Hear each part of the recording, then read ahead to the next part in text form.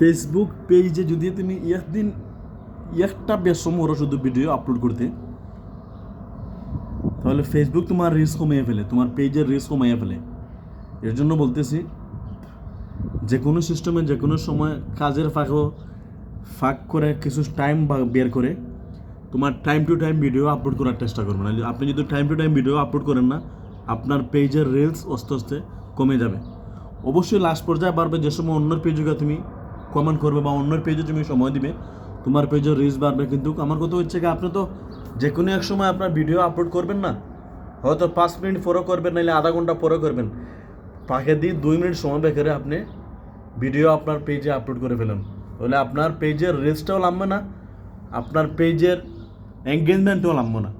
Video যদি আপনি সময়মতো আপলোড করেন না, আপনার পেজের এঙ্গেজমেন্ট নামে যায়, ভিডিওর ভিউজ নেমে যায়, ভিডিওর রিলস একদম নিচে নেমে যায়। এর জন্য বলতেছি, ফাঁকে দিই এক সিস্টেম করে ফাঁকে দিই টাইম বের করে 2 মিনিট ভিডিওটা আপলোড করে আপনি নিয়ে নেবেন।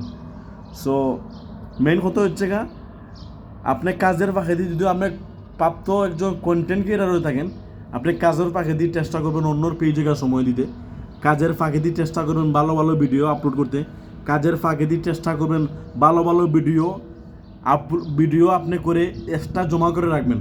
কারণ কোনো এক সময় দেখবেন যে হয়তো আপনার ভিডিও আপলোড করতে হবে, আপনার পেজেও আপনার গ্যালারির ভিডিও নাই, তাহলে আপনি কীভাবে আপলোড করবেন? এর জন্য বলতেছি, আপনি ভিডিওর পাশাপাশি আপনি ছবি কয়েকটা তুলে রাখবেন, আপনার এমনি লোকেশন ভালো দেখে দেখে পিক কয়েকটা আপনি তুলে রাখবেন। আপনার যদি আপনার ভিডিও ছাড়তে আপনার টাইম লাগে বা আপনার হাতে সময় থাকে না, আপনি সংক্ষেপে আপনার এই পিকটা আপনারা আপলোড করে ফেলবেন, তাহলে আপনার এঙ্গেজমেন্ট আর রিলস সবগুলো আপনার ঠিক থাকবে।